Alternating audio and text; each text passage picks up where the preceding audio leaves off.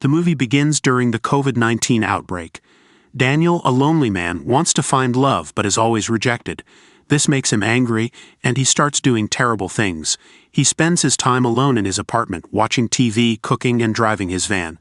One day, he changes the inside of his van and sets up a camera to film his encounters with women. While driving, he calls himself a good man and says everything is beautiful if seen the right way. He watches an older woman in a parking lot but gets annoyed when he sees a confident man nearby.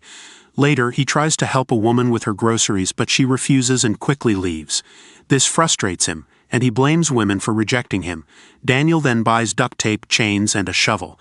He edits his film, saying it's about stopping the mistreatment he has suffered.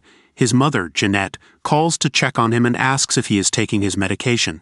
When she visits him, he refuses to let her in and even points a gun at her through the door, but she leaves before he shoots.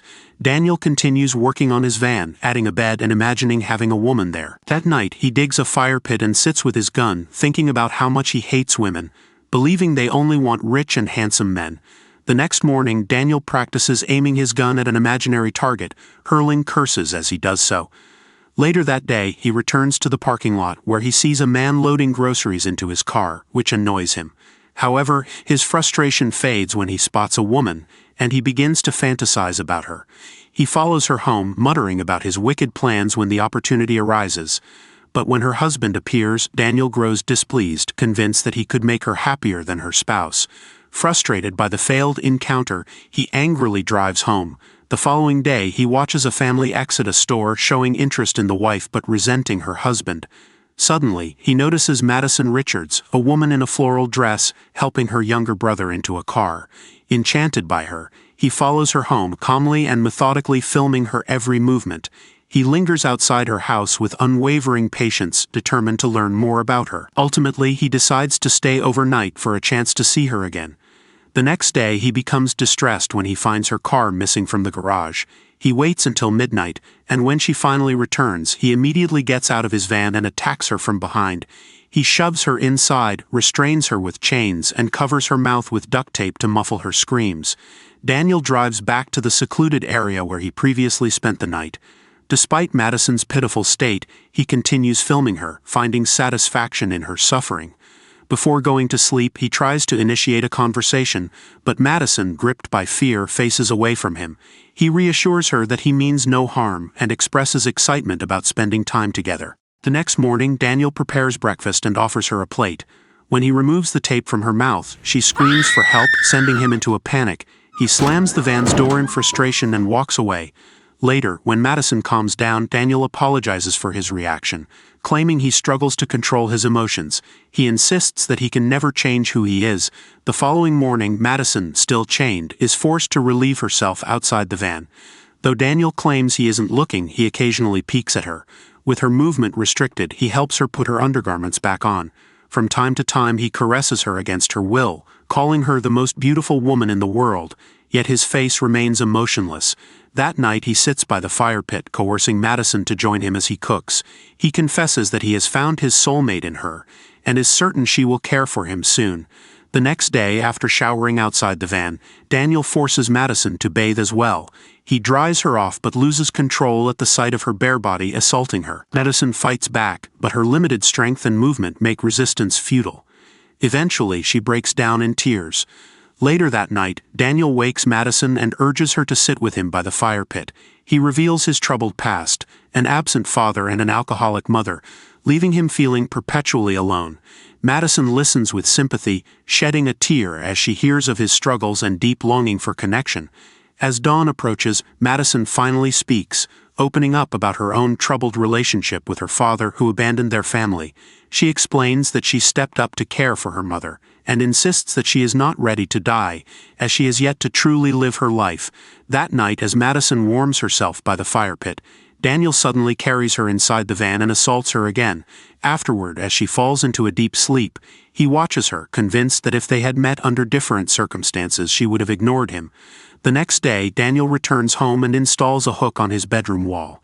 Later, he spends time alone, watching the footage of his intimate moments with Madison. Shortly after, he retrieves her from the van and brings her into his house, instructing her to remain silent, which she obeys. He chains her up in his room professing his love, but Madison, exhausted and broken, does not respond.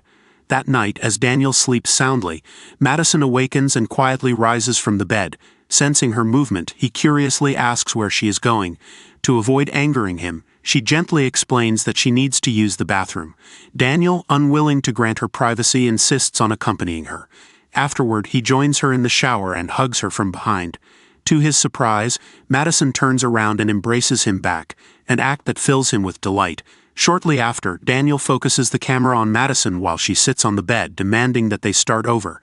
He asks for her name, and when she tells him, he adds it to the credit scene of the film he's editing. When Madison returns the question, he simply replies that he's just Daniel, leaving his surname a mystery to her. He then asks about the things she enjoys for fun. Madison smiles at the thought and reveals that she takes care of her family, especially her younger brother. Driven by curiosity, she asks why he's constantly filming, to which Daniel simply responds that he's an artist. She tries to find out why he chose her, but he scolds her and warns her to be cautious with her questions. After a long silence, she asks if he thinks the world is ending, just to break the awkward tension. He responds that if that time comes, he wants to witness everyone, including his family, perish. In the middle of Daniel's rant, an unexpected phone call interrupts. Seeing an opportunity to ask for help, Madison immediately springs from the bed to reach for the phone. Unfortunately, Daniel is faster. He grabs her by the neck and slams her against the wall. Before leaving the room, he angrily warns her never to do it again. As soon as he answers the call, Madison screams for help. Overcome with rage, Daniel rushes back and punishes her. Afraid that someone might discover his secret, he covers the windows with dark curtains. Later, he returns to Madison's location and, seeing her trembling in fear, begins to feel guilty. Hoping to regain her trust, he caresses her and apologizes, promising never to do it again. Moments later, he locks Madison in the room before leaving. Unbeknownst to her, Daniel is recording her every move, eager to observe her reaction to his absence. When Madison hears that Daniel has finally left the house, she removes the tape from her mouth and screams for help. But her efforts are futile. She hears him return. With a paper bag in hand, Daniel approaches her and places its contents on the bed. He announces that it's a special gift, but Madison, displeased, acknowledges it unenthusiastically. Daniel instructs her to put it on and, before leaving the room, whispers a chilling reminder. No one can hear her screams. Eventually, Daniel bathes the room in sultry red lighting and orders Madison to come out after slipping into the undergarments. He directs her movements to fit his artistic vision, enhancing the mood by playing sensual music in the background. Despite her hesitation, Madison complies. Sometime later, Daniel begins editing the clips of Madison dancing in her lingerie, incorporating them into his film. While preparing a meal, he hears Madison call from the bedroom. Curious, he rushes to her and asks what she wants. Madison offers to help with the cooking. As they sit together on the kitchen floor, savoring their meal, Daniel reveals that his mother's cooking was terrible, so he often ate out. In contrast, Madison shares that she learned to cook to take care of her mother and younger brother. Suddenly, she asks Daniel about his motives for filming everything. He explains that he feels obligated to show society the reality of human experience. Intrigued, Madison expresses her desire to watch his film, and a delighted Daniel allows her to view his project, Beautiful Friend. Later, he confesses that he used to work as a filmmaker, but his projects never garnered any interest, much to his frustration. Back in the bedroom, Daniel asks Madison if she knows anything about trauma bonding. When she says she doesn't, he explains that it's the message of his film, and what they're experiencing now. Madison wakes up to find Daniel unlocking her chains, giving her a small hope that he trusts her. But he's only letting her use the bathroom. While she bathes, Daniel tells her he can take care of her if she lets him. Later, they play a card game together. Madison acts more relaxed and they start to bond. At one point, Daniel asks if he can kiss her, admitting he has never done it before. When she stays quiet, he says they don't have to if she doesn't want to. After a moment, Madison leans in and kisses him. Overcome with emotion, Daniel gives in to his desire, and they become intimate. Afterward, Daniel tells her he loves her, and Madison says she feels the same way. She asks him to buy her makeup because she doesn't feel pretty.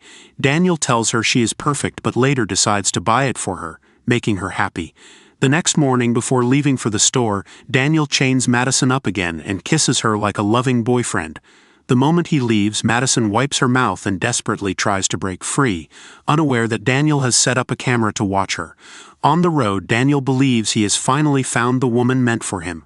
But back home, Madison loses hope when she fails to escape. When Daniel returns, she sits still on the bed, pretending to obey. But after watching the camera footage, he sees her trying to escape.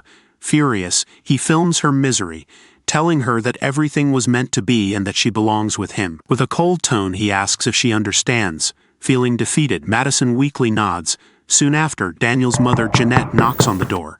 Madison screams for help, but Daniel quickly covers her mouth with duct tape before answering. Days later, Daniel finishes his film and admires his work, but Madison's muffled cries annoy him, so he gets up, ready to punish her. Thank you for watching. Don't forget to subscribe. See you on the next video.